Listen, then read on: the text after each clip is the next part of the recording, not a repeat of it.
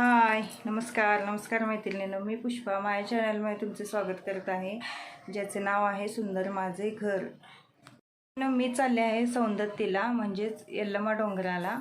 चला तर मग आपण यल्लमा डोंगर कसा आहे, काय आहे ते मी तुम्हाला, यल्लमा देवीचे दर्शन तुम्हाला घडवून आणते. आमची सर्व तयारी झालेली आहे. उदगाई उद म्हणा आणि चला डोंगराला. चला तर मैत्रिणींनो, आपण निवद करूया. सर्वप्रथम मी मेथीची भाजी करत आहे. त्याच्यासाठी मी कांदा भाजायला घेतलेला आहे. कांदा भाजून झाल्यानंतर मी मेथी टाकलेली आहे आणि ती चांगली हलवून घ्यायची आहे. संध्याकाळी 10 वाजता आम्ही डोंगराला निघणार आहे. त्याच्या आधी मी निवद करायला घेत आहे. आता आपण शेंगदाणे व मीठ घालून घेऊया या भाजीमध्ये. हा निवद आपण जिथं लिंब नेसतो तिथं 5 परड्या भरायला लागतात देवीच्या. त्याच्यासाठी आपण मेथीची भाजी, तसेच वांग्याची भाजी म्हणजे वांगा आणि वरणा दोन्ही मिक्स करून ती भाजी करायची असते. तसेच 5 भाकरी आणि गाजर, परत केळ, लिंबू, कांद्याची पात, असं सर्व साहित्य ते घेऊन जायचं व तिथं जाऊन ती परडी भरायची असते लिंब नेसून झाल्यावर. त्या देवीचं नाव जुगुळबाई सत्तेवा आहे.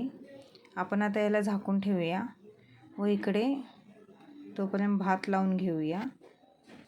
मला गडबड असल्यामुळे भात कुकरमध्येच लावलेला आहे. बघू शकता तुम्ही, मेथीची भाजी आपली शिजलेली आहे. आता ती मेथीची भाजी मी काढून घेणार आहे व त्याच कढईमध्ये मी आता वांग्याची भाजी फोडणी मारणार आहे. कांदा आपला लाल झाला की त्यामध्ये आपण थोडा चेचलेला लसूण घातलेला आहे व त्यानंतर हळद, लाल तिखट घालून वांगी घालायचे आहेत आणि परतून घ्यायचं आहे. हे पहा, मी आता वांगी घालून घेणार आहे व परतून घेणार आहे. वांगी व वरणा दोन्ही घालायचं व वरणा घातलेला आहे मी आता ते वांगी घालणार आहे व दोन्ही तेलात चांगले परतून घ्यायचं. हा निवद आम्ही परडीत भरूनच नेतो. आता आपण ते खालवर करून तेलात चांगलं परतून घेऊया, म्हणजे चटणी मीठ सर्व काही आपल्या वांग्याच्या फोडींना लागेल. लिंब नेसल्यावर ह्या परड्या भरायच्या असतात. लिंबासाठी कपडे ही नवीनच लागतात. जेवढी माणसं आपल्या घरात लिंब नेसणार आहेत त्यांना नवीन कपडे लागतात. आमच्या घरात दोन्ही ठिकाणी लिंब असतो, म्हणजे चिंचणी मायका व डोंगर असं दोन्ही ठिकाणी लिंब असतो आमच्या. त्यामुळे आम्हाला 2-2 जोड कपडे घ्यावे लागतात. आता मी ह्याला झाकून ठेवणार व भाकरी करून घेणार आहे. मी 5 भाकरीचा निवद परडी भरायसाठी करून घेणार आहे. हे पहा, मी आता 5 भाकरी करून घेते व सगळा निवद तो परडीत भरून घेते. निवद भरून घेऊया आपण. अशा पद्धतीने मी परडीत निवद भरून घेतलेला आहे. तुम्ही बघू शकता. आल्याचा एक तुकडा पण मी यात घातलेला आहे. चला तर आपण डोंगराला निघूया.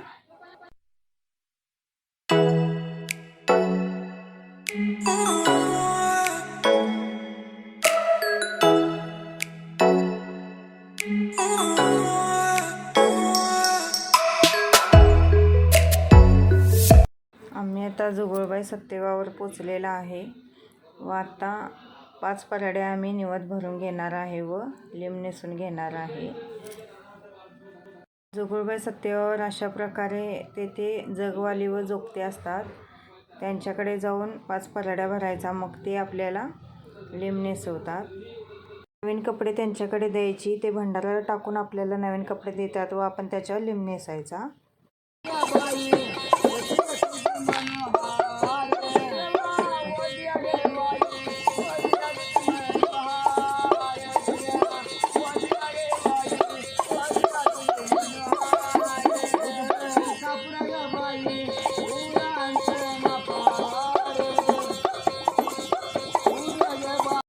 5 परड्या भरून लिंब नेसून आमचा झालेला आहे व आरतीही झालेली आहे.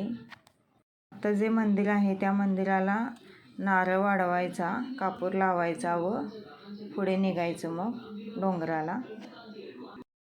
त्या देवीचे मंदिर असे आहे. मूर्ती देवीची अशी दिसत आहे, बघू शकता तुम्ही. आम्ही पहाटे पोचलेलो होतो. अंधार होता त्यावेळी. पहाटे 5च्या सुमारचं हे वातावरण आहे व बाहेरील परिसर मंदिराचा असा आहे. येथे एक कुंड आहे. त्या कुंडात आंघोळ करून मगच आपल्याला लिंब नेसावा लागतो. वातावरण खूप प्रसन्न आहे इथलं. जुगुळबाई सत्तेवा ही यल्लमा देवीची बहीण आहे. त्यामुळे आधी इथं येऊन अंघोळ करून लिंब नेसून मगच पुढे आपण डोंगराला जावं लागतं. चला तर इथे नारळ वाढवूया व आपण डोंगराला जाऊया. हे पहा, आपण आता आलो आहे डोंगराला, सौंदत्तीला. व आरती चालू असल्यामुळे दर्शन त्यांनी थोडा वेळ बंद ठेवलेलं आहे.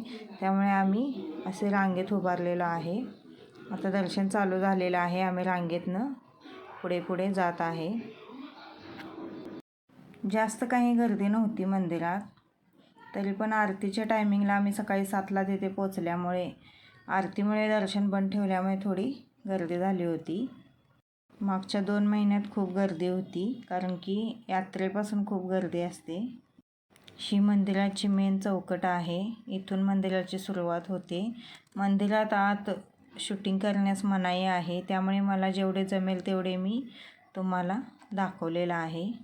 चला तर आपण देवीचं दर्शन घेऊया. देवीचं रूप खूप सुंदर आहे. तिचा चेहरा बघितल्यावर तिथून जाऊ नये असं वाटतं. तिच्याकडे बघतच राहावं असं वाटतं.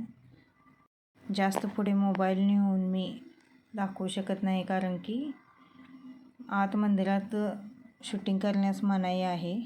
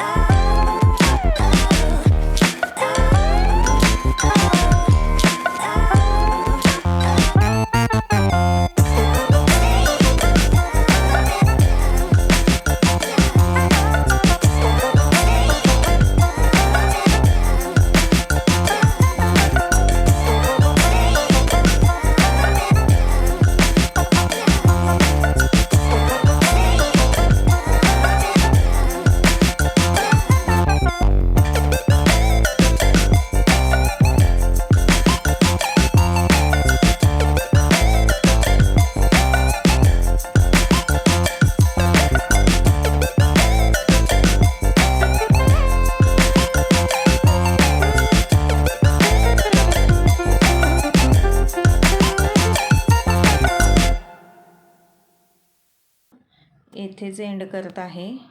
काहीतरी नवीन घेऊन भेटूया पुढच्या व्हिडिओमध्ये. तोपर्यंत धन्यवाद मैत्रिणींनो.